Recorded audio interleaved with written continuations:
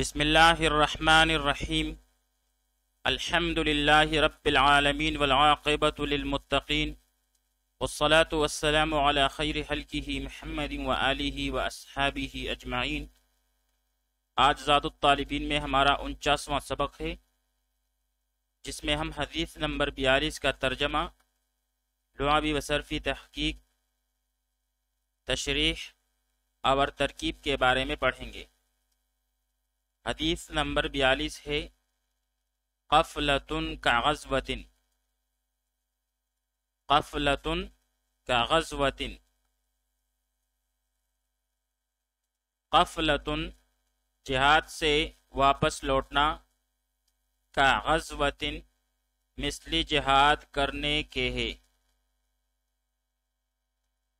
قفلۃ جہاد سے واپس لوٹنا، کغزوۃ مثل جہاد کرنے کے ہے۔ اب یہاں پر قفلۃ یہ باب ضرب یضرب اور نصر ینصر دونوں سے مستعمل ہے، یعنی کفل یکفل اور یا کفل یکفل کفلا و کفلا و کفولا بمعنی سفر سے لوٹنا۔ ایک لفظ ہے القفلۃ، جس کا معنی ہے سنی ہوئی بات کو محفوظ رکھنے والا، صحیح گمان کرنے والا۔ ایک لفظ ہے القفل بمعنی تالا، اور جمع اس کی اقفال اور قفول آتی ہے۔ ایک اور لفظ ہے القفل بمعنی سوکھا درخت۔ قفلۃ باب ضرب یضرب سے اور نصر ینصر سے دونوں سے مستعمل ہے۔ قفل یقفل یا قفل یقفل، قفلا و کفلا و قفولا بمعنی سفر سے لوٹنا۔ ایک لفظ ہے القفلۃ، یعنی سنی ہوئی بات کو محفوظ رکھنے والا، یا اس کا دوسرا معنی ہے صحیح گمان کرنے والا۔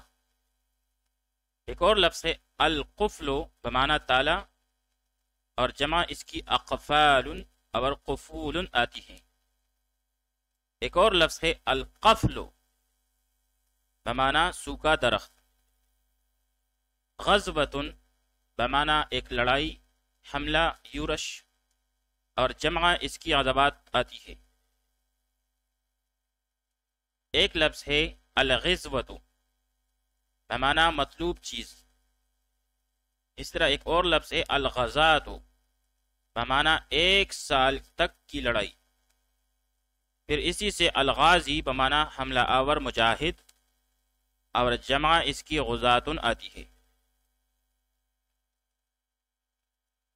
غزوۃ بمعنی ایک لڑائی، حملہ، یورش، اور جمع اس کی غزوات آتی ہے۔ ایک لفظ ہے الغزوۃ بمعنی مطلوب چیز، اور ایک اور لفظ ہے الغزاۃ بمعنی ایک سال تک کی لڑائی۔ پھر اسی سے الغازی بمعنی حملہ آور، مجاہد، جس کی جمع غزات آتی ہے۔ آئیے اب اس حدیث شریف کی تشریح پڑھ لیتے ہیں۔ آپ صلی اللہ علیہ وآلہ وسلم ایک جہاد سے بغیر لڑائی کے مزید تیاری کے لیے واپس آئے، تو آپ صلی اللہ علیہ وآلہ وسلم نے صحابہ رضی اللہ تعالی عنہم کو مخاطب کرتے ہوئے یہ مذکورہ الفاظ بیان فرمائے۔ اس سے معلوم ہوا کہ کسی بھی نیک کام، مثلا تعلیم، جہاد، تبلیغ وغیرہ سے واپسی ہو، اور اسی کام کے لیے واپس جانے کا ارادہ ہو، تو یہ واپسی بھی ثواب کا باعث ہے۔ آپ صلی اللہ علیہ وآلہ وسلم ایک جہاد سے بغیر لڑائی کے مزید تیاری کے لیے واپس آئے، تو آپ صلی اللہ علیہ وآلہ وسلم نے صحابہ رضی اللہ تعالی عنہم کو مخاطب کرتے ہوئے یہ مذکورہ الفاظ بیان فرمائے۔ اس سے معلوم ہوا کہ کسی بھی نیک کام، مثلا تعلیم، جہاد، تبلیغ وغیرہ سے واپسی ہو، اور اسی کام کے لیے واپس جانے کا ارادہ ہو، تو یہ واپسی بھی ثواب کا باعث ہے۔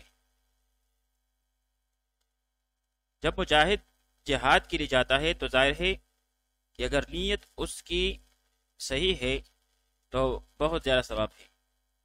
تو حضور صلی اللہ علیہ وآلہ وسلم نے فرمایا کہ جس طرح جانے میں ثواب ہے، واپسی میں بھی اتنا ہی ثواب ہے۔ واپسی میں یہ نہ سمجھے کہ اب جہاد کے ثواب سے محروم ہو گئے کیونکہ واپس جا رہے ہیں، نہیں، بلکہ واپسی جو ہے یہ جانے کا تتمہ ہے، اس میں بھی پورا ثواب ملے گا۔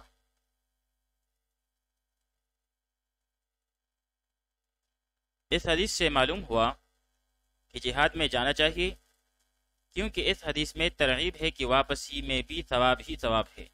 جب واپسی میں ثواب ہے تو جاتے وقت اور وہاں کتنا ثواب ہوگا۔ الغرض جہاد کے لیے نکلنے کے بعد کوئی وقت ثواب سے خالی نہیں گزرتا۔ احادیث میں جہاد کی بڑی فضیلت آئی ہے۔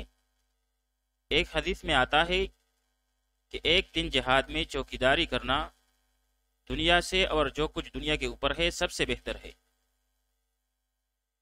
ایک اور حدیث میں ہے کہ مجاہد کے لیے جنت میں 100 درجہ ہوں گے، اور ہر 2 درجوں کے درمیان اتنا فاصلہ ہوگا جتنا زمین اور آسمان کے درمیان ہے۔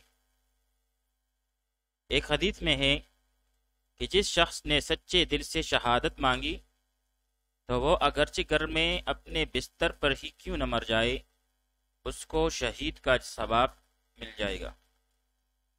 ایک حدیث میں ہے کہ جس شخص نے سچے دل سے شہادت مانگی تو وہ اگرچہ گھر میں اپنے بستر پر ہی کیوں نہ مر جائے، اس کو شہید کا ثواب ہوگا۔ آئیے اب اس حدیث شریف کی ترکیب پڑھ لیتے ہیں۔